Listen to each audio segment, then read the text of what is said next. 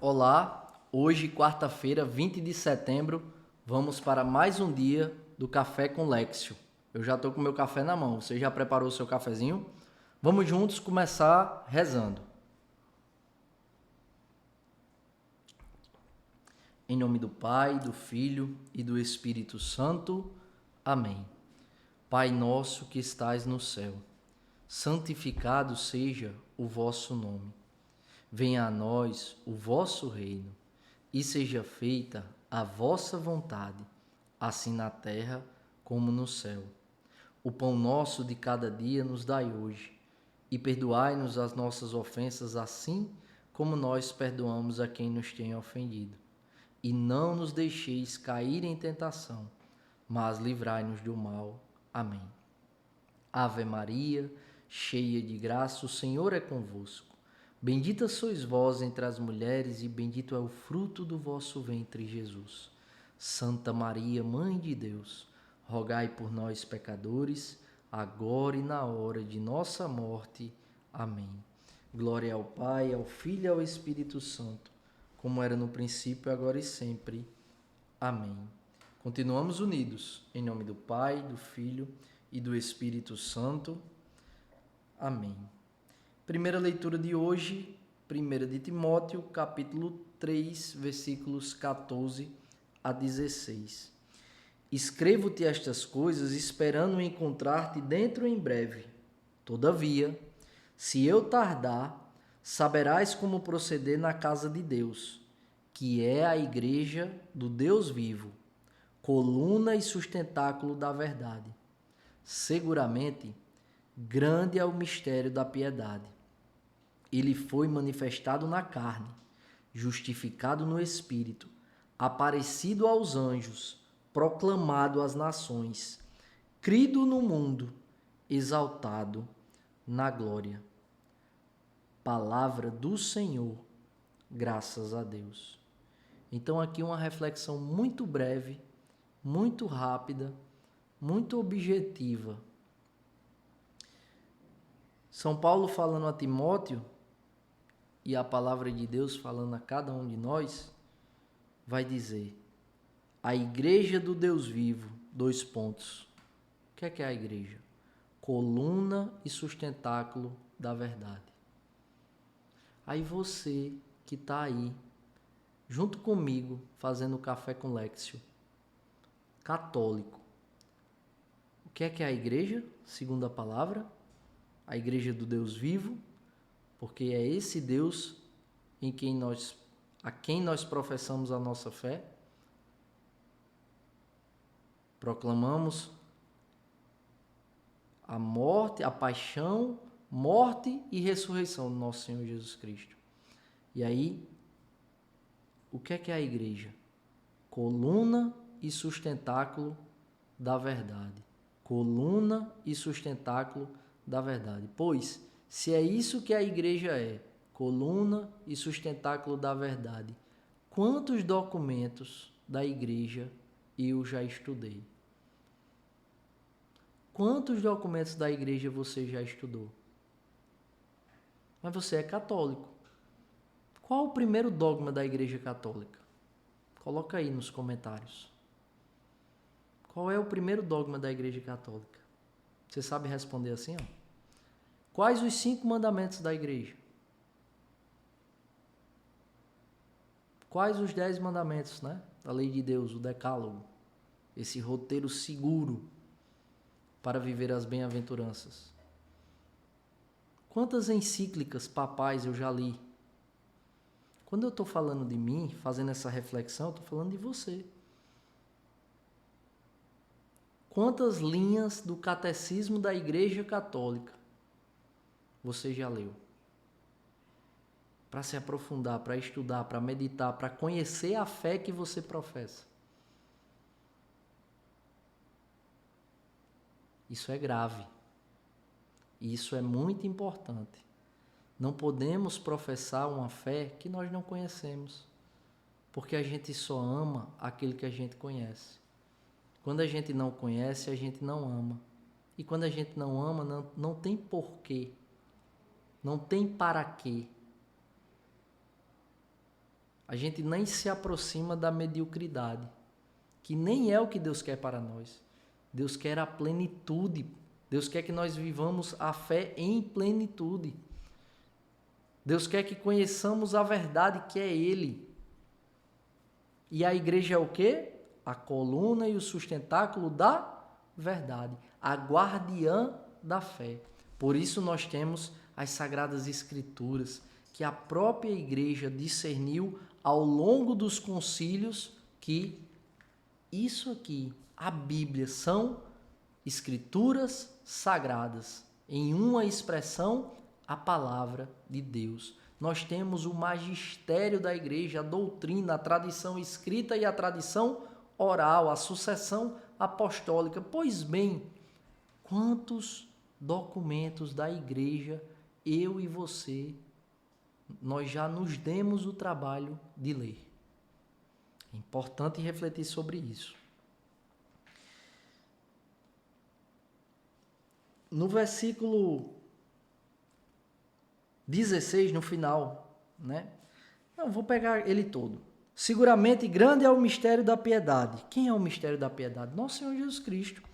Ele, Jesus, foi manifestado na carne, justificado no Espírito, aparecido aos anjos, proclamado às nações, crido no mundo, exaltado na glória. Nosso Senhor, Ele nos mostra como deve ser a vida na posse do Espírito Santo. Por quê? Porque Jesus, Ele é a encarnação da graça divina.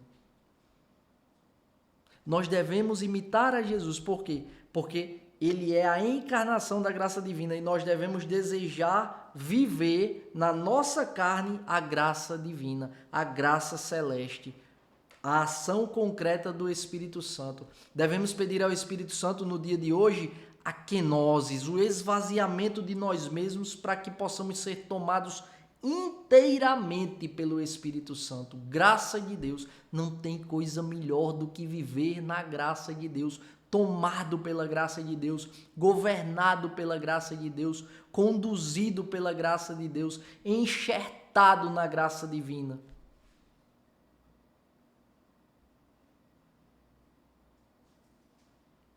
Essa primeira leitura nos ilumina a inteligência para refletirmos sobre isso.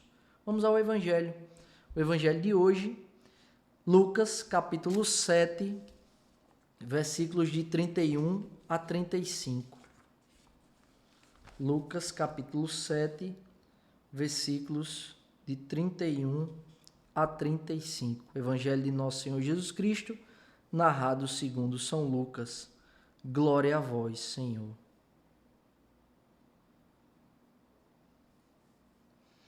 Aqui, é Jesus falando, tá? Presta atenção. A quem, pois, compararei os homens desta geração? Com quem se parecem?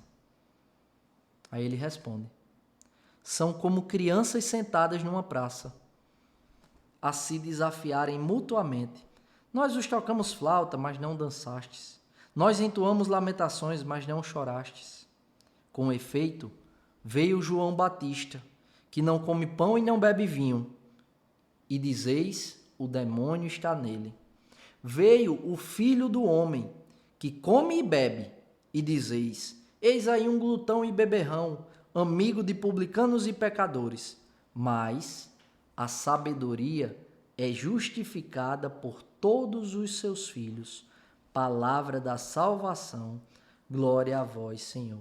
Então, primeira coisa que Jesus começa: a quem, pois, compararei os homens desta geração? Ele faz uma pergunta e ele mesmo responde: são como crianças sentadas numa praça,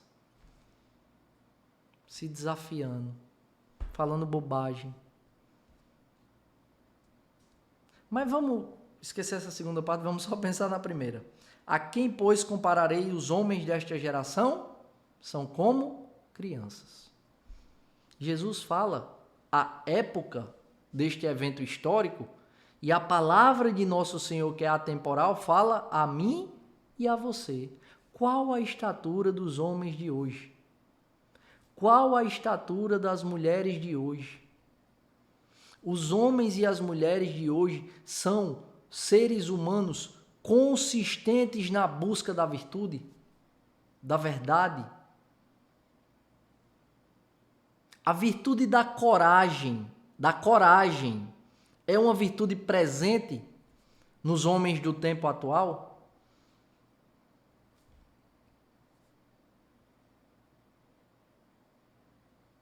Os homens de hoje passam segurança para as mulheres que lhes são companheiras?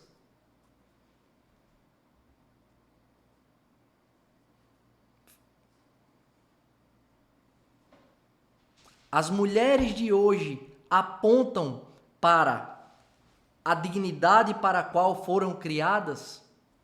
E eu estou falando no contexto geral, de um modo geral. É preciso que a gente faça essa reflexão. Porque é Jesus falando.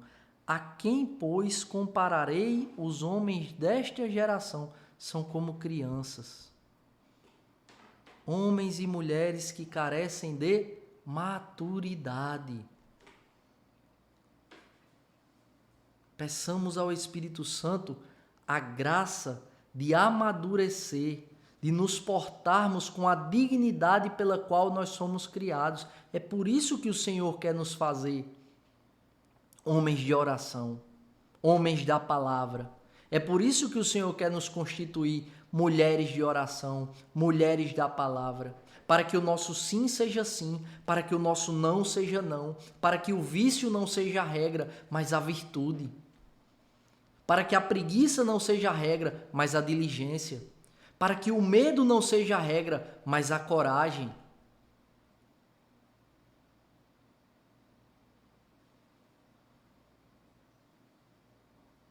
Para que a inconstância não seja a regra, mas a consistência, a perseverança, a permanência. Para que o orgulho, a soberba, a vaidade e a indiferença não sejam as regras, mas a humildade, a simplicidade, a compaixão, a misericórdia. E aí ele continua, para a gente finalizar. Ele diz, com efeito veio João Batista, que nem comia pão e nem bebia vinho. E vocês disseram o quê? O demônio está nele. Aí veio o Filho do Homem, Jesus, falando de si mesmo, que se senta à mesa com os pecadores. E vocês disseram o quê? Olha aí o beberrão, amigo de publicanos e pecadores. Ou seja, nós somos mestres, especialistas em elencar desculpas, para apontar para o outro e não reconhecer os próprios erros. Quando a gente começa a identificar os nossos vícios, quando a gente começa a identificar as nossas fraquezas, as nossas limitações, e quando a gente começa a encarar tudo isso com maturidade, a conversão ela acontece de forma latente, consistente, diligente. Agora, o que é mais cômodo? O que é mais confortável? Identificar o vício do outro.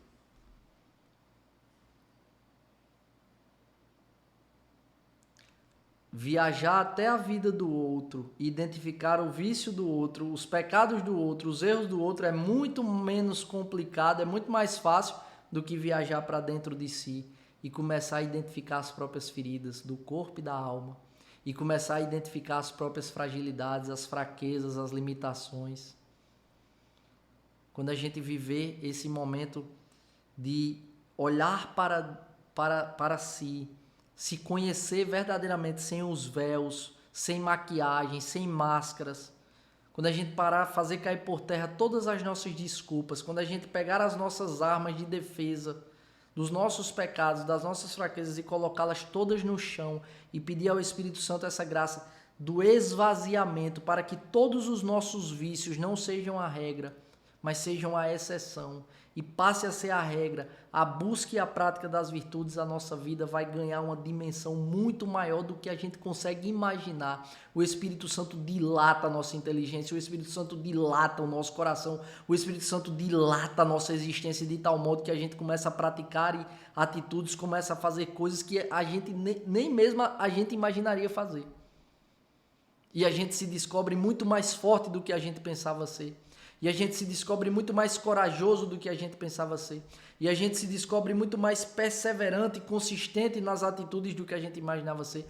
Por quê? Porque a partir de então a gente começa a contar com o quê? A graça de Deus, a ação concreta do Espírito Santo, a dilatação, a largueza, o alargamento da alma por uma ação concreta da graça de Deus.